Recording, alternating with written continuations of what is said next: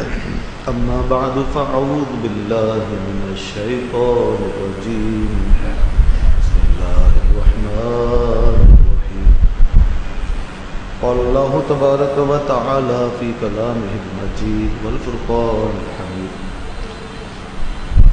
وسيجنبها الأتقى الذي يؤتي ماله يتزكى وما لأحد عنده من نعمة تجزى إلا ابتغاء وجه ربه الأعلى ولسوف يرضى.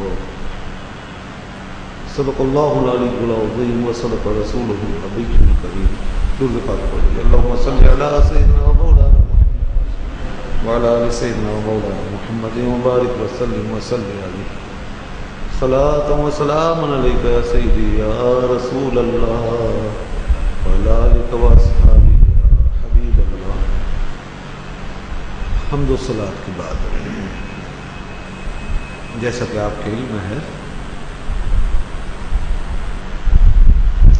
3 روزہ یوم صدیق اکبر کانفرنس کے عنوان سے یہ سلسلہ محافل رکھا گیا ہے اور آج اس سلسلے کی پہلی کڑی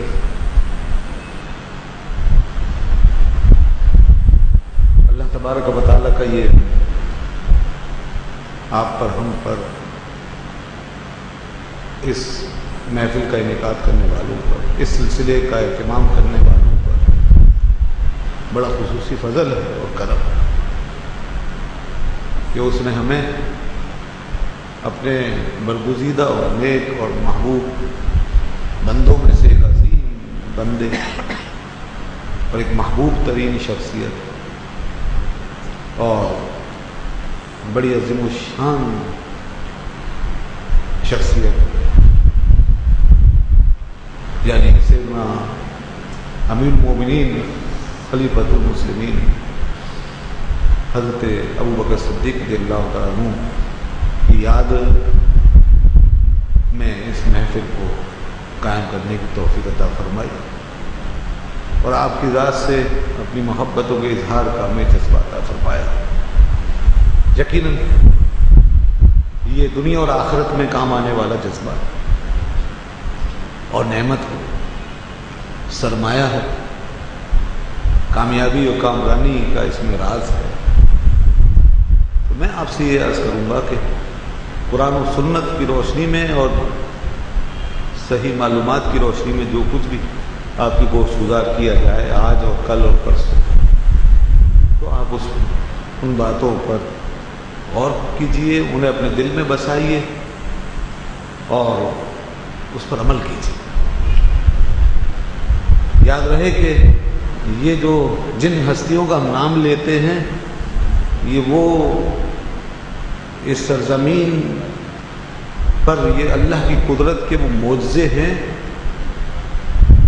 اور یہ وہ عظیم قدسی صفات ہستیاں ہیں کہ ان کے ذریعے سے دنیا میں تمام نیکیاں، بھلائیاں اور تمام اعلیٰ اقدار اور بہترین صفات کا سلسلہ قائم و دائم ہے. اور دنیا میں جب بھی انقلاب آیا اور تبدیلی آئی ہے، یہ آئے گی، وہ انہی بزرگوں کے نام سے آئے گی، انہی ہستیوں کے راستے پہ چل کر آئے گی. ان سے ہٹ کر کوئی اور راستہ نہیں ہے کہ جس میں دنیا کو کوئی بھلائی، خیر اور سعادت حاصل ہو سکے. یہ بنیاد ہے، یہ اس دھرتی کی بنیاد ہے، یہ انسانیت کا جوہر ہے، یہ انسانیت کا عروج اور کمال ہے، انسان کی پیشانی کا جھومر ہے، انسان کی شخصیت کا زیور ہے. ان کے بغیر انسانیت بے لباس ہے، بے وضع ہے، اور ان کے بغیر انسانیت اپنے حسن و جمال سے عاری ہے، اپنے فضل و کمال سے محروم. اگر ان ہستیوں کو انسانوں کے درمیان سے نکال دو تو انسان آدمی بن جاتا ہے، صرف آدمی رہ جاتا ہے۔ اور اگر آدمی کا مطلب ہے بس جو زمین پہ چل پھر رہا ہے آدم کی اولاد، اور اگر یہی ہستیاں ہمارے درمیان ہوں اور ان کا رنگ ہم پہ چڑھا ہوا ہو تو ہم انسان بن جاتے ہیں، انسانیت کے کمال تک پہنچ جاتے ہیں۔ یاد رکھنا دوستو کہ یہ انسان کو آدمی سے انسان بنانے والی ہستی ہے، آدمی سے انسان۔ آدمی تو سب ہیں مگر انسان وہ ہیں جو ان کے پیچھے چلتے ہیں، وہ انسان ہے۔ انسان نام ہے آدمیت کے کمال کا، عروج کا، اور اس کی عظمت و شان۔ یہ اس لیے ہے کہ ان ہستیوں کا تعلق اور ان ذوات قدسیہ کا تعلق قائم ہو گیا تھا۔ وہ سب سے بڑے انسان، انسان کامل، انسانیت کی شان، انسانیت کی جان، آقا نامدار حضرت محمد مصطفیٰ صلی اللہ علیہ وسلم کی ذات ستودہ صفات سے جب یہ دامن سے آپ کے وابستہ ہوئے تو انسانیت اور انسانیت کے کمالات اور جواہر اور اسرار ان پر کھلنا شروع ہو گئے، انسانیت کو عروج ملنا شروع ہو گیا، اور وہ بندہ خاکی وہ عالم ملکوت سے آگے بڑھ گیا کہ جس کا گزر بسر صرف خاک کے ذروں پر ہوتا تھا، وہ فرشتوں کے لیے محو حیرت، فرشتوں کے لیے باعث حیرت ہو گئے۔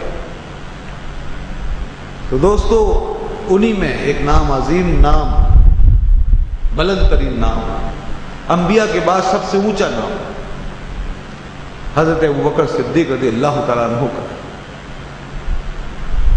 حضرت ابوبکر صدیق رضی اللہ عنہ کا مقام و مرتبہ اس سے اندازہ کر لیجئے کہ اللہ نے آپ کے اوصاف و کمالات کو، آپ کی عظمت و شان کو قرآن مجید کے اندر بیان فرمایا، جن کا ذکر قرآن میں آئے، جن کی فضیلت و شان قرآن بیان کرے، اس کی کیا بات ہے۔ اور ایک جگہ نہیں، دو جگہ نہیں، کتنے مقامات ہیں جہاں یوں سمجھیے کہ قرآن میں جہاں بھی اہل حق کا ذکر ہے وہاں حضرت ابوبکر کا ذکر بھی موجود ہے، جہاں اللہ کے نیک بندوں کا، ہستیوں کا ذکر ہے وہاں صراحتاً، اشارتاً یا کنایتاً حضرت ابوبکر صدیق کا ذکر بھی موجود ہے۔ آپ کی ذات کمالات کا مجموعہ ہے۔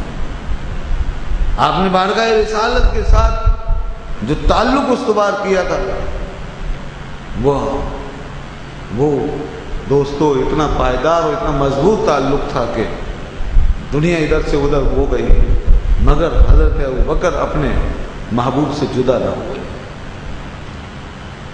انہوں نے جو پہلے دن سے دامن تھاما ہے اور راستہ پکڑا ہے تو آخری وقت تک پھر اسی راستے سے چمٹے رہے ہیں۔ وفاؤں کے ان راستوں پر، جانثاریوں کی ان راہوں پر حضرت ابوبکر نے ایسی ایسی مثالیں قائم کی ہیں کہ دنیا آج تک ان کے راستے کو دیکھ رہی ہے۔ اور ہم تو بہت چھوٹے لوگ ہیں، صحابہ کرام کی عظیم جماعت اس راستے پر چلنے پر فخر محسوس کیا کرتے ہیں۔ حضرت عمر جیسے مدبر اور جہاں دیدہ انسان، لاکھوں مربع میل سرزمین کے واحد حاکم اور فرما روا حضرت ابوبکر صدیق رضی اللہ عنہ کے نقوش پا کو ڈھونڈتے، تلاش کرتے، ان کے طریقوں کی جستجو کرتے، ان کی مثالوں کو اپنے سامنے رکھتے اور اس کے پیچھے چلتے۔ یہ ہے حضرت ابوبکر صدیق رضی اللہ عنہ کا مقام۔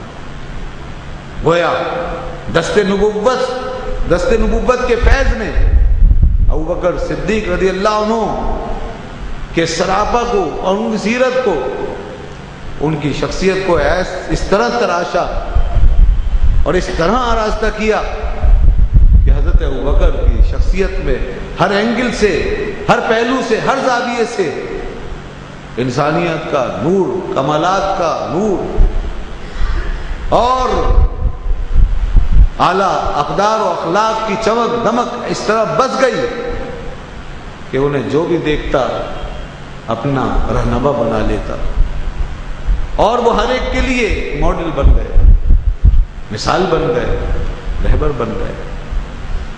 ان کی زندگی سراپا آئیڈیل بن گئی۔ دوستو، دنیا کا اصول یہ ہے، اللہ نے یہ معیار متعین کیا کہ جو اس کے محبوب کے قدموں سے جتنا وابستہ ہوگا اور اس دامن سے جتنا متمسک ہوگا، اتنی ہی اس کی نورانیت اور چمک دمک میں اضافہ ہوگا۔ اس لیے کہ دنیا میں نبی پاک صلی اللہ علیہ وسلم ہی کی ذات وہ ذات ہے کہ آپ کے ہر تعلق میں، آپ کی ہر نسبت میں اور آپ کے ساتھ کسی بھی قسم کی وابستگی میں انسان کے لیے فیض اور خیر و برکت رکھا گیا۔ حضرت ابوبکر کی شان تو یہ ہے، انہوں نے اپنے ظاہر کو حضور کے ظاہر کے آگے جھکا دیا، اپنے باطن کو حضور کے باطن کے آگے جھکا دیا، اپنی عادتوں کو رسول کی سنتوں میں ڈھال دیا، اپنے افکار کو فکر رسول میں مستغرق کر دیا، اپنی باتوں کو رسول کی تعلیمات کے اندر پنہا کر دیا، اپنی شخصیت کو رسول کی ذات میں فنا کر دیا۔ انہوں نے جو کچھ لیا اور جو کچھ سیکھا رسول اللہ سے سیکھا، اپنے آپ کو مٹا کر، اپنے آپ کو فنا کر۔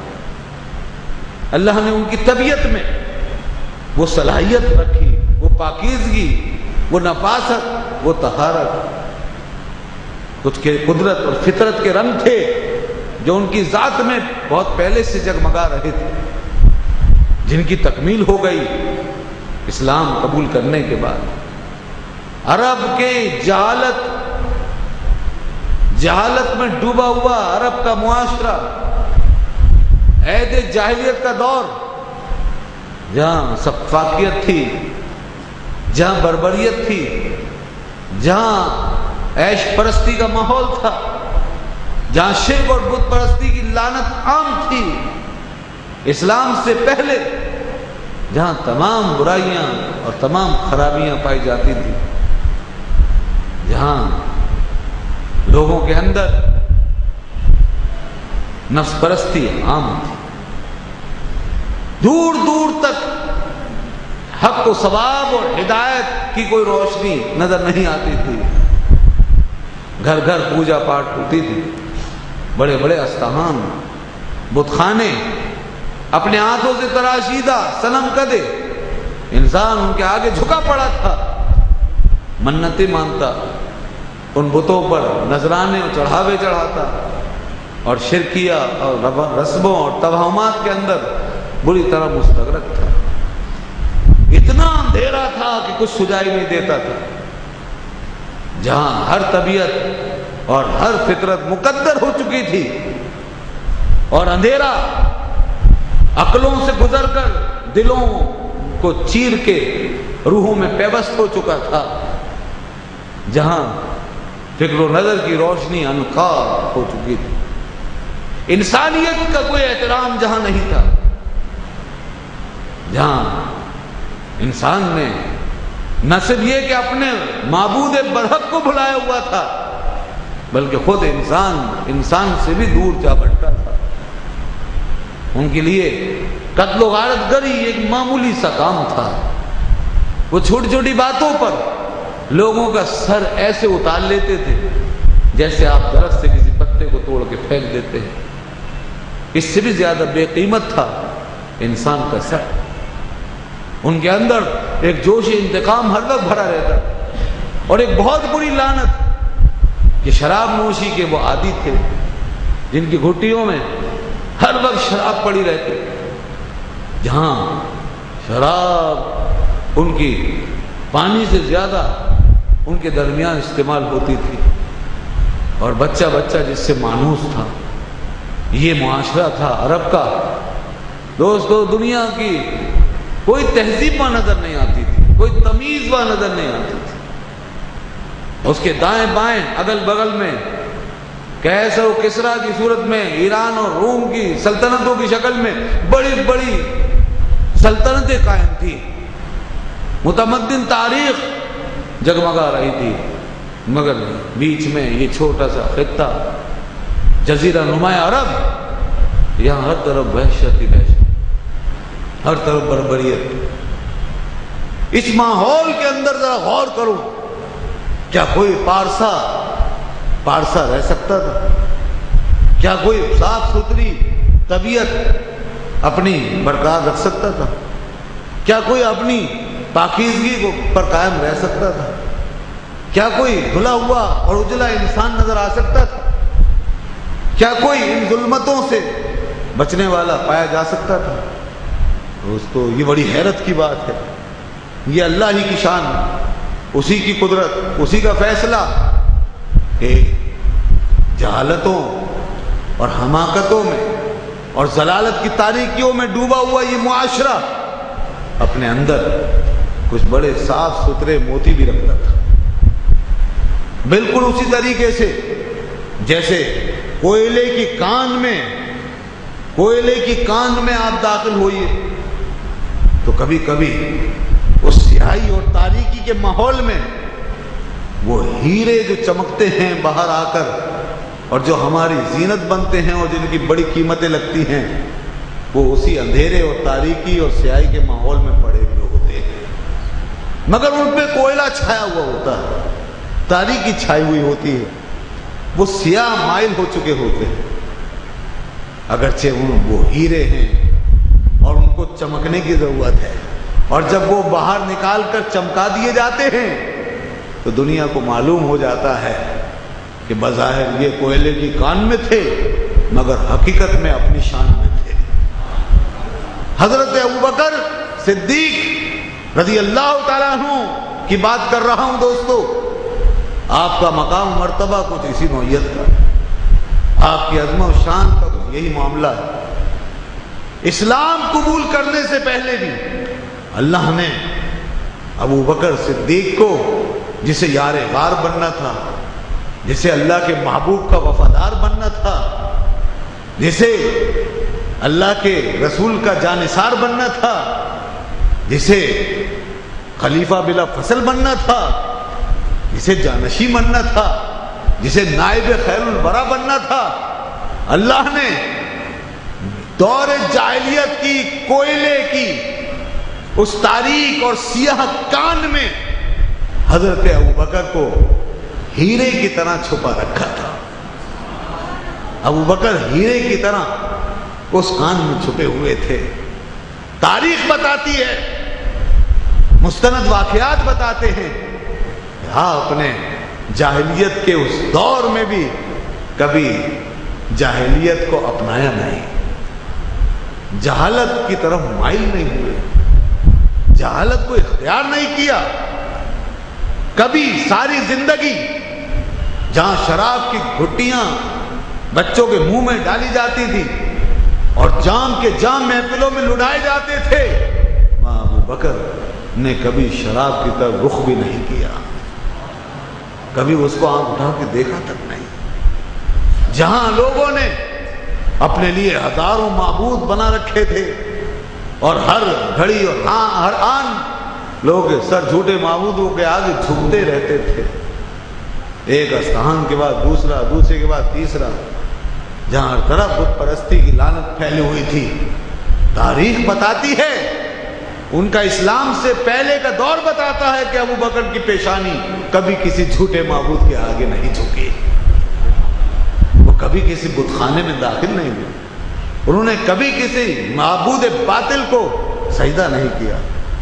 اگرچہ وہ معبود برحق کو نہیں پا سکے تھے مگر معبود باطل کو بھی انہوں نے کبھی سجدہ نہیں کیا. اگرچہ شراب معرفت کا جام ابھی انہوں نے پیا نہیں تھا مگر شراب غلاظت کو بھی کبھی منہ نہیں لگایا.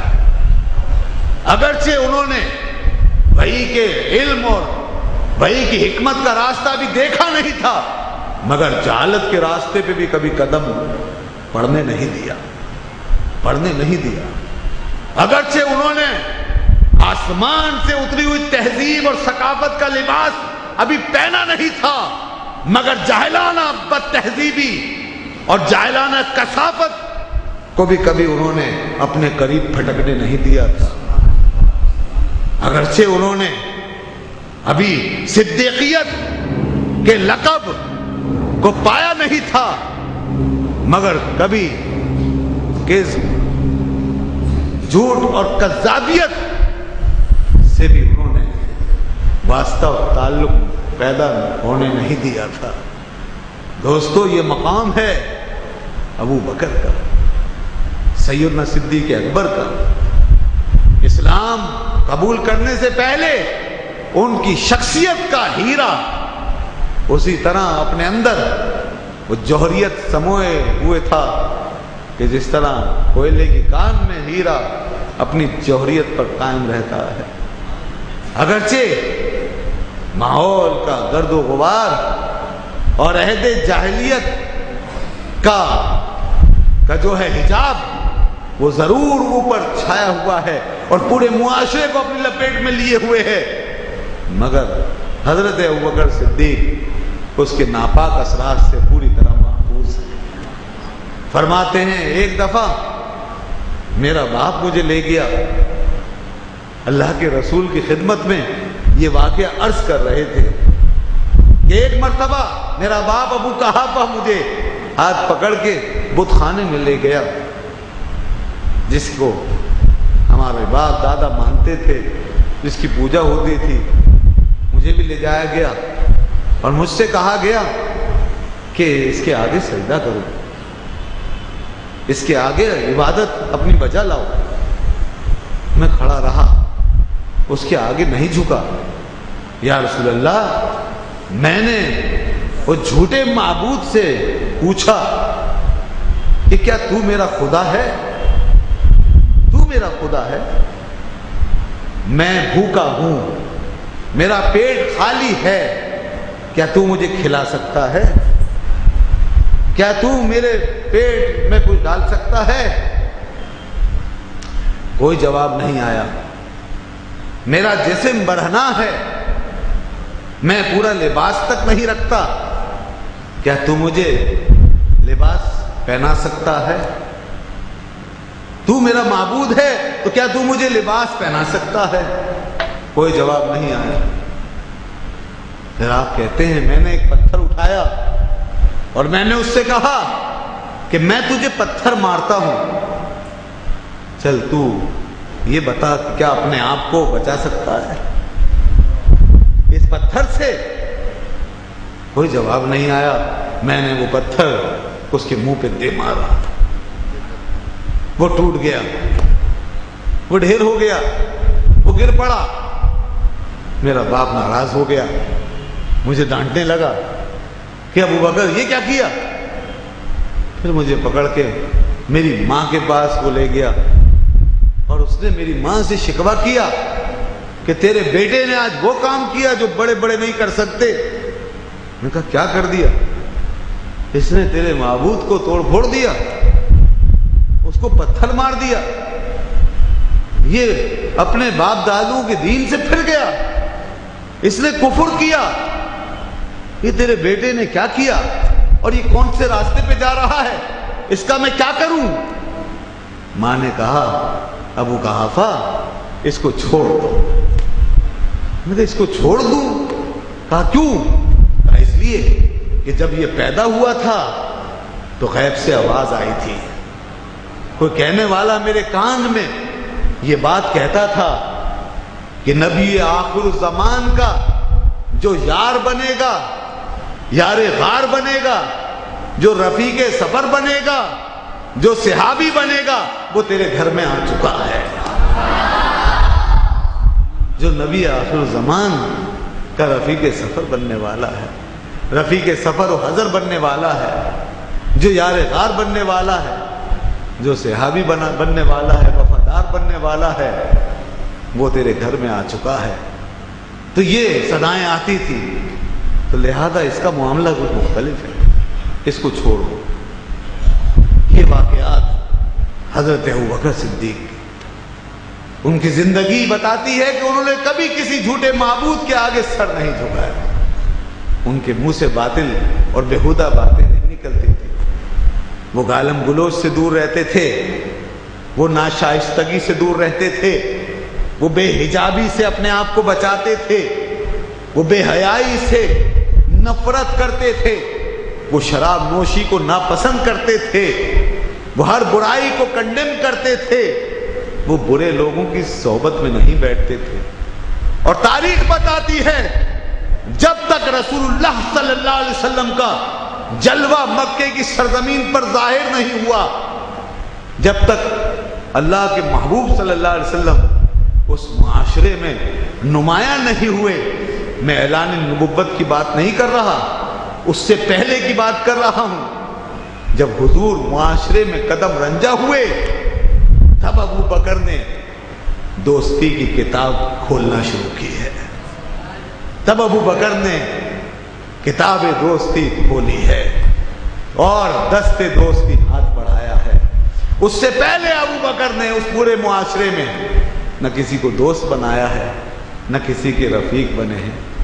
ملنا جلنا اور تعلقات یہ اور بات ہے، مگر جس کے ساتھ وابستگی اپنائی ہے اور صدا کا تعلق اختیار کیا ہے اور جس کے دامن سے چمٹ گئے ہیں، وہ اللہ کے محبوب سرکار دو عالم نبی محترم نور مجسم حضرت محمد مصطفیٰ صلی اللہ علیہ وسلم۔ یہاں سے وہ عقدہ کھلتا ہے کہ حضور نے فرمایا الارواح جنود مجندہ، روحیں آپس میں ایک دوسرے کے ساتھ گتھم گتھا ہیں، پیوستہ ہیں، وابستہ ہیں، ایک دوسرے سے منسلک ہیں، جسم الگ الگ ہیں، روحیں خود بخود جڑی ہوئی ہیں۔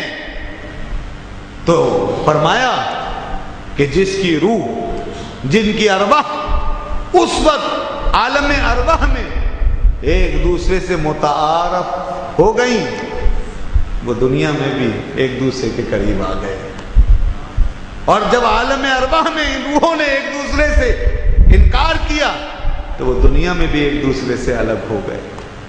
جب ابو بکر بڑھ رہے تھے حضور کی طرف، نبی محترم کی طرف، اعلان نبوت سے پہلے، کس طور پر؟ اس طور پہ نہیں کہ وہ نبی سمجھ کر جا رہے تھے، ابھی لوگوں کو کیا پتا تھا، ابھی وحی کہاں آئی تھی، ابھی نبوت کا اعلان کہاں ہوا تھا، وہ تو 40 سال گزر جانے کے بعد کی بات۔ اس سے پہلے جو کچھ تھا انسانیت کا نور تھا، انسانیت کا شرف تھا، اعلیٰ اخلاقیات تھے، عمدہ صفات تھیں، انوار تھے، جلوے تھے، پاکیزگی تھی، طہارت تھی، بے نفسی تھی، بے لوثی تھی، خدا خوفی تھی، شرم و حیا تھی، عزت و وقار تھا، احترام تھا اور انسانی کمالات کا سلسلہ تھا۔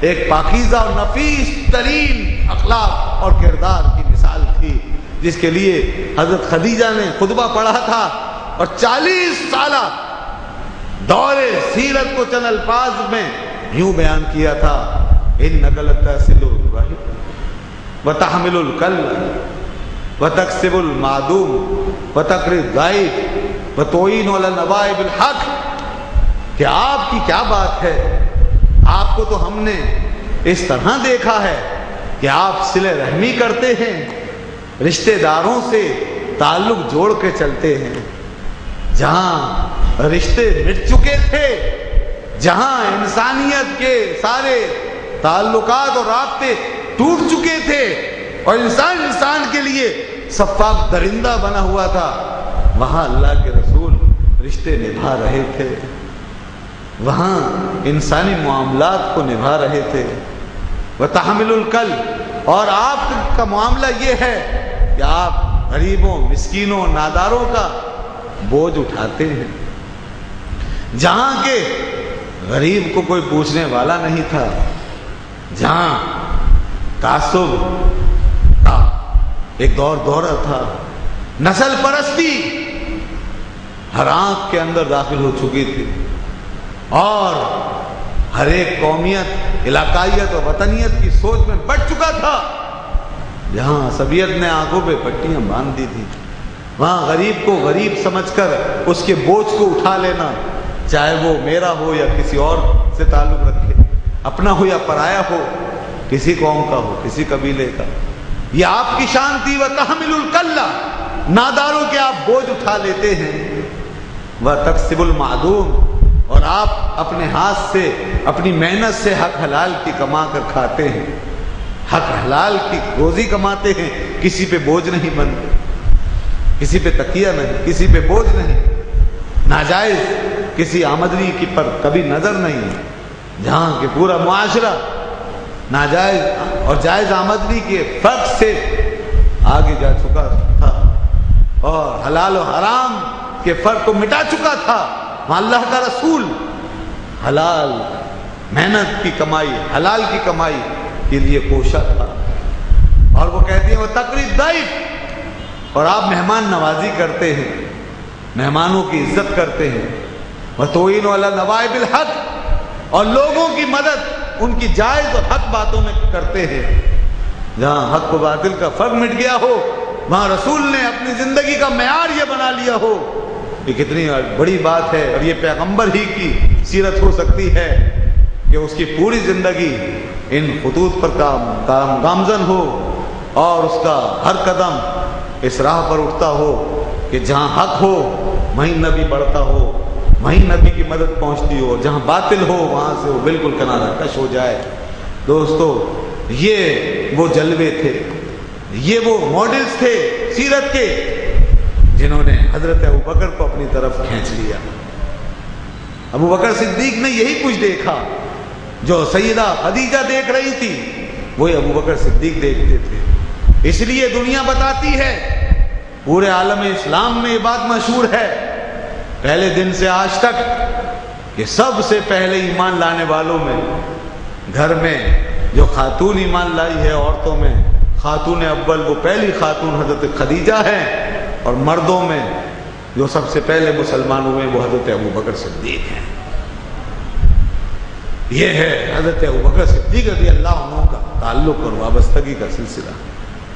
حضرت ابوبکر صدیق نے، ان کی طبیعت کی پاکیزگی نے، طہارت نے، نفاست نے خود بخود رسول اللہ صلی اللہ علیہ وسلم کے دامن سے انہیں وابستہ کر دیا، اور کہتے ہیں الجنس یمیل الی الجنس، دوستو آپ کے اندر جو کچھ ہوگا آپ اسی طرف مائل ہوں گے۔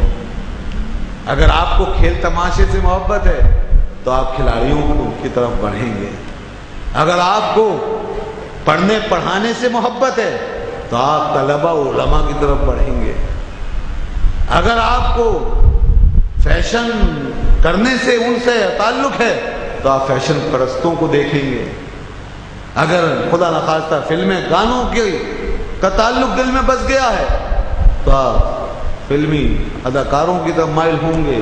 الغرض جو ہمارے اندر ہوتا ہے وہی ہمارا آگے تعلق بنتا ہے، اسی سے ہماری ڈائریکشن بنتی ہے، وہی ہمیں آگے کھینچتا ہے، پیچھے سے دھکیلتا ہے اور اس طرف، اس ماحول کی طرف بڑھاتا ہے۔ ابو بکر جس وقت رسول اللہ کی طرف بڑھ رہے تھے، ذرا سوچو تو صحیح، اور وہ بار بار اپنا گھر چھوڑ کے جب حضور کے دروازے پہ آتے تھے اور حضور کے انتظار میں بیٹھتے تھے، اور بار بار جب رسول پاک کے ہاتھ میں اپنا ہاتھ دے کر چلتے تھے، اور بار بار جب رسول پاک کا دامن تھام کے آگے بڑھتے تھے، اور بار بار جب آپ کی صحبت میں آ کر وہ بیٹھتے تھے اور اپنا وقت گزارتے تھے، تو اندازہ کر لو کہ ابو بکر کے اندر، ان کی فطرت میں، ان کی نیچر میں، ان کے ذہن میں، ان کے دماغ میں، ان کی فکر میں کتنی پاکیزگی اور نفاست بسی ہوئی تھی، کیا عمدگی تھی وہ، کیسی طہارت تھی وہ، کیسا اندر کا وہ جوہر تھا جو سارے معاشرے سے بڑے بڑے سردار نہیں بھائے، بڑے بڑے سردار صنادید ان کی آنکھوں سے اتر گئے، مالدار اتر گئے، سردار اتر گئے، اور بڑے بڑے جاگیردار اتر گئے، ان کو کوئی نہیں بھایا، مگر انہوں نے جب قدم بڑھایا تو ایک آمنہ کے لال کی طرف بڑھایا. وہ جو در یتیم تھا، وہ جو در یتیم تھا، وہ جس کی چار دیواری کے بیچ میں کوئی عمارتوں اور سرداریوں کے ڈھیر نہیں لگے ہوئے تھے، وہ جو در یتیم تھا، جہاں کے فقر و فاقہ تھا، جہاں کے غربت تھی، جہاں کی یتیمی تھی، جہاں کے تنہائی تھی. دوستو، حضرت ابوبکر جب اس طرف گئے ہیں تو آج ان کی آنکھوں میں نہ سرداری سمائی ہوئی تھی نہ دنیا کی عہدیداری. ان کی آنکھوں میں اگر کوئی چیز سمائی تھی تو آمنہ کے لال کی وفاداری سمائی تھی. اور آپ کی طرف، آپ کی محبت میں ابوبکر آگے بڑھے تھے. تو اس سے پتہ چل گیا دنیا کو کہ ابوبکر کس نیچر کے ساتھ دنیا میں آئے تھے اور کیا فطرت لے کر آئے تھے. تو الجنس یمیل الی الجنس، جنس کی طرف مائل ہوتی ہے، نور کی طرف مائل ہوتا ہے، نور کی طرف بڑھتا ہے. گویا ایک نور تھا نبوت کا جو جگمگا رہا تھا، اور دوسرا نور تھا صدیقیت کا جو اس کی طرف بڑھتا جا رہا تھا. اللہ اللہ، ابوبکر صدیق نے پھر ایسا ساتھ دیا اور اس طرح وابستہ ہوئے اور ایسے اس در دولت سے چمٹے ہیں کہ لوگوں میں مشہور ہو گیا کہ ابوبکر اور محمد صلی اللہ علیہ وسلم یہ جہاں ہوں گے ساتھ ہی نظر آئیں گے. یہ دونوں رفیق ہیں، یہ دونوں دوست ہیں. ابوبکر اور آپ صلی اللہ علیہ وسلم کی دوستی عرب میں مشہور ہو گئی. اب کسی کو کوئی بات حضور سے متعلق کرنی ہوتی تو ابوبکر سے کرتا تھا، اور ابوبکر سے متعلق کرنی ہوتی تو حضور کے پاس آتا تھا. وہ یہ کہتے ہیں انہوں نے یہ کیا ہے، انہوں نے یہ کہا ہے. چنانچہ جب معراج کا واقعہ ہوا تو کیا ہوا تھا؟ حضور نے آ کے جب وہ بتایا قرآن کے الفاظ کی روشنی میں تو وہ ابو جہل اور اس کے کچھ حواری سیدھے بھاگے ابوبکر کے پاس. انہی سے کریں گے کیونکہ وہی سب سے زیادہ تعلق رکھتے ہیں اور ابوبکر نے ان کو اپنا دوست بنا رکھا ہے. ابوبکر سے کرتے ہیں. اگر ابوبکر کو ہم نے ہٹا دیا تو بہت سے لوگ ہٹ جائیں گے جو ابوبکر کو دیکھ کر گئے ہیں اور جن کو انہوں نے لگایا ہے. تو اس امید سے سیدھے جاتے ہیں. ابوبکر کیا ایسا ہو سکتا ہے کہ ذرا سی مدت میں، تھوڑے سے وقت میں کوئی شخص یہاں سے جائے اور شام تک کا سفر کرے اور بیت المقدس سے ہو کر آئے؟ صرف اتنا ہی حصہ قرآن نے پہلے لوگوں کے سامنے رکھا تھا، باقی تو تفصیل قرآن میں اشارتاً آئی اور حضور نے پھر اس کو اپنی حدیثوں میں بیان فرمایا. لیکن عربوں کے خاطرداری کے لیے صرف یہ حصہ رکھا گیا کہ اس کو پہلے افورڈ کر لیں، اس کو برداشت کر لیں تو پھر آگے بات بڑھے گی. مگر وہ اسی میں گھن چکر ہو گئے. یہی ان کی سمجھ نہیں پڑی کہ یہ کیسے ہو سکتا ہے کہ اتنی سی مدت. اور ظاہر ہے کہ بظاہر عادتاً یہ ناممکن ہے کہ کوئی اتنا فاصلہ اس دور میں، خاص طور پہ آج بھی ممکن نہیں ہے اس ترقی یافتہ دور میں. اور پھر وہ دور تو ویسے ہی قدیم سواریوں کا دور تھا، جانوروں پہ سواری کی جاتی. تو وہ آئے تھے اس امید پر کہ آج ابوبکر بھی ہمارے ساتھ خوب ہنسیں گے، خوب مذاق بنے گا اور آج ہم ابوبکر کو اپنے دم مائل کر لیں گے.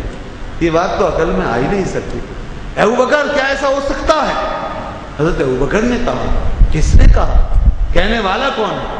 ارے کون ہو سکتا ہے؟ وہی جو آپ کے بڑے پرانے رفیق ہیں، دوست ہیں، جن کو تم نے صاحب بنایا ہوا ہے اپنا، بڑی پرانی جن کے ساتھ تمہاری وابستگی، محمد صلی اللہ علیہ وسلم. یہ وہ فرما رہے ہیں. ابوبکر بھلا بتاؤ کیا ایسا ہو سکتا ہے؟ ابوبکر نے کہا لوگو اگر میرے محبوب نے کہا ہے، محمد مصطفیٰ نے کہا ہے تو سنو، ابوبکر ایمان لاتا ہے، ابوبکر اس کی تصدیق کرتا ہے. اور ابوبکر تو اس سے بھی زیادہ حیرت انگیز بات مان چکا ہے. ہم نے تو اس بات کو بھی مانا کہ ان پر آسمان سے وحی آتی ہے، آسمان سے کلام آتا ہے. تو یہ تو دنیا کا واقعہ ہے، زمین کا واقعہ ہے. جب انہوں نے یہ بات سنی، حضرت ابوبکر کا یہ جذبہ ایمان ہی ملاحظہ کیا یہ تھا وہ یقین، یہ تھا وہ اعتماد، یہ تھی وہ ایمان کی کیفیت۔ بڑے مایوس ہوئے دوستو، وہاں سے گئے، منہ کالا کیا اور پھر انہیں کوئی اور راستہ سجائے نہ دیا۔ ابو بکر کو بھی وہ گالیاں دیتے اور تانے کرتے کہ اس کو بھی یہ گمراہ ہو گیا، یہ بے دین ہو گیا، یہ ان کے پیچھے مر مٹے۔ ابو بکر کو سناتے ہوئے وہ وہاں سے چلے گئے اور مایوس ہو گئے۔ یہ ہے سیدنا حضرت ابو بکر کی کیفیت۔ قرآن اتر آتا ہے، ابو بکر نے کمال کر دیا ایسے ماحول میں جہاں تضحیک کا نشانہ بننے والے تھے، جہاں تان و تشریح کے تیر برسنے والے تھے، اور ویسے ہی مخالفت زوروں پر تھی۔ انسان سوچتا ہے کہ کیا ضرورت تھی بات کرنے کی، نعوذ باللہ عقل عیار ہے، انسان سوچ سکتا ہے، عام انسان کی بات کرتا ہوں، اور نفس انسان کا اس کو یہ وسوسہ دے سکتا ہے، شیطان بھڑکا سکتا ہے کہ پہلے ہی کیا کم تیر برس رہے ہیں، کیا کم مخالفتیں ہیں، اس پر یہ بات کہ یہ سفر کیا گیا، یہ بات ہوئی، کیا ضرورت تھی یہ سب کہنے کی کرنے کی۔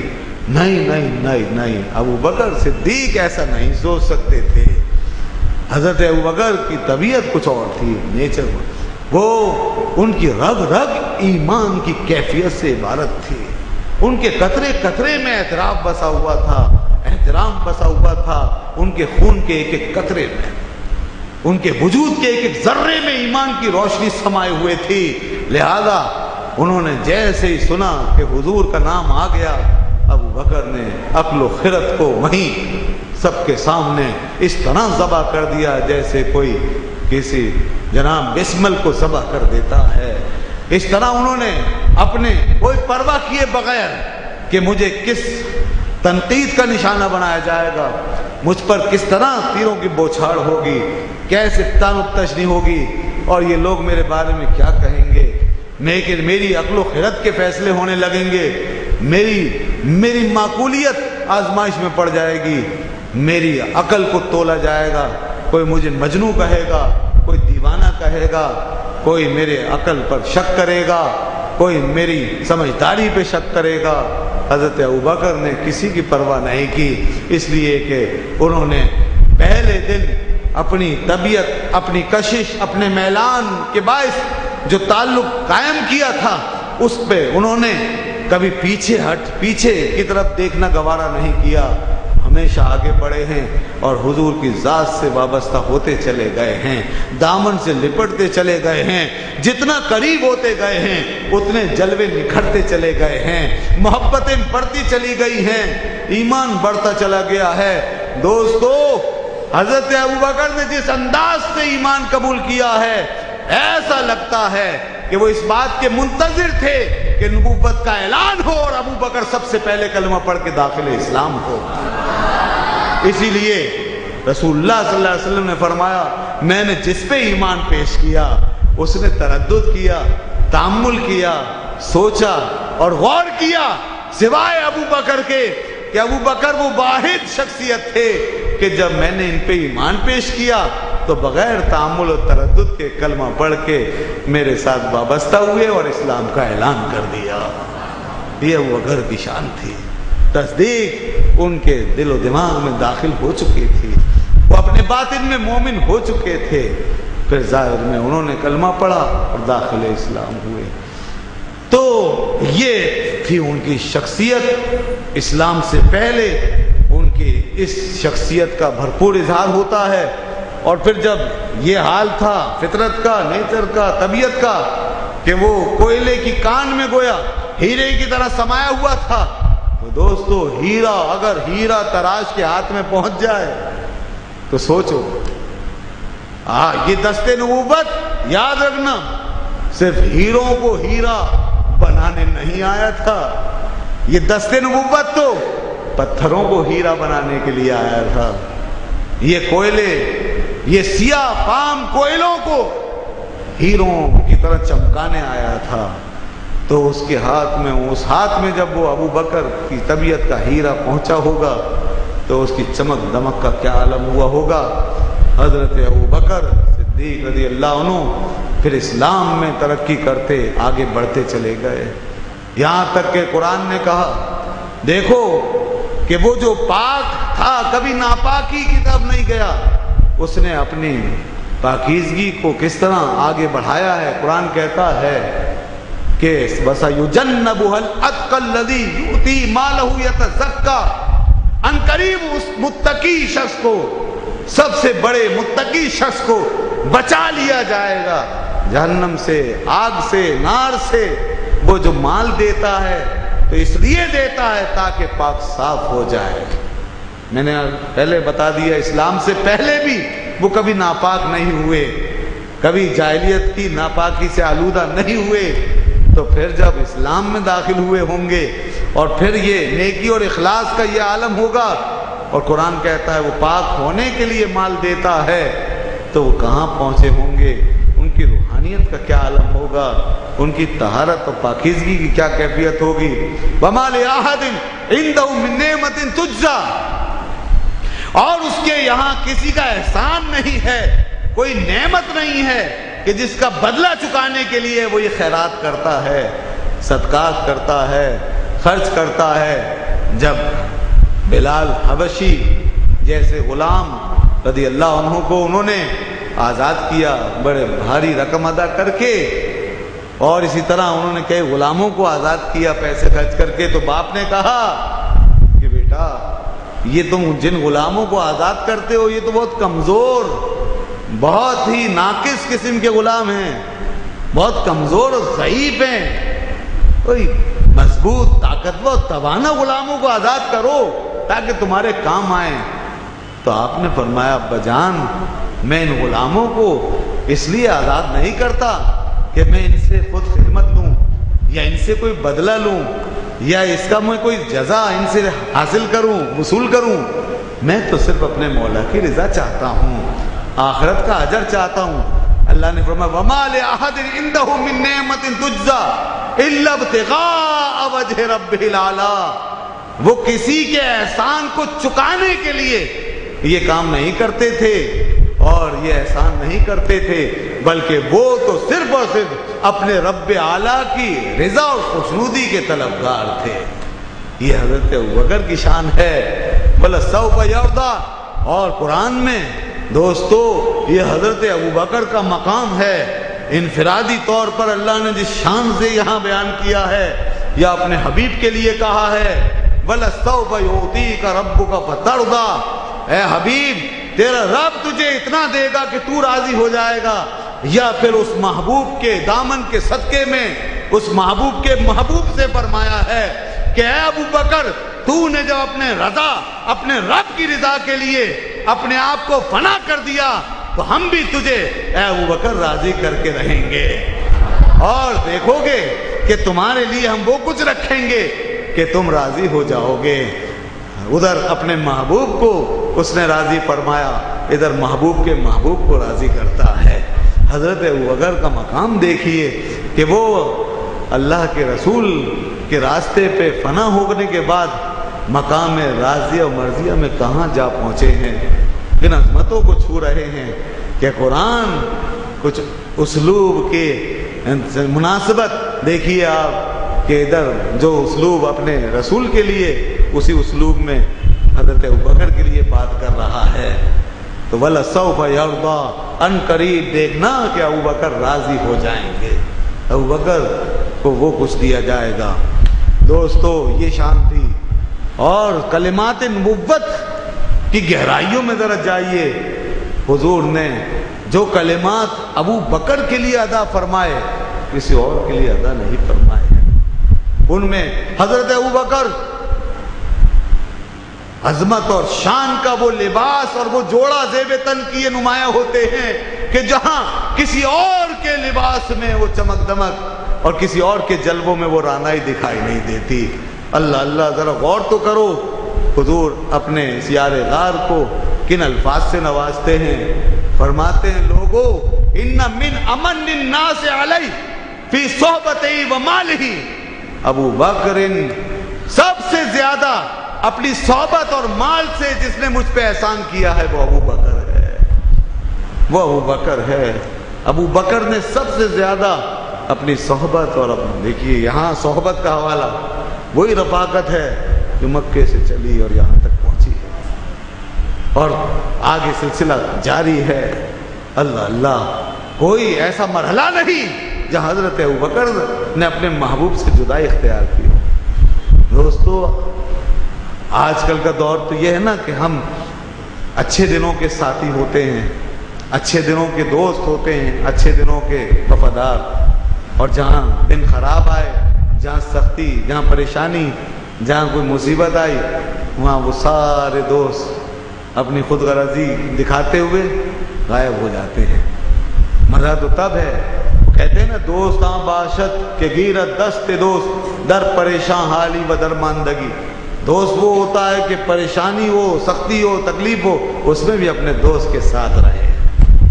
یہ معیار، اگر دوستی اور وفاداری کی تاریخ اٹھا کے دیکھو گے تو دنیا کی تاریخ میں یہ بات یاد رکھیے، اس آسمان کے نیچے، اس سرزمین کے اوپر حضرت ابوبکر کے سوا کہیں اور نہیں ملے گی کہ جس طرح کی دوستی اور تعلق داری اور وفاداری اور جانثاری حضرت ابوبکر صدیق نے رسول پاک صلی اللہ علیہ وسلم کے ساتھ نبھائی ہے۔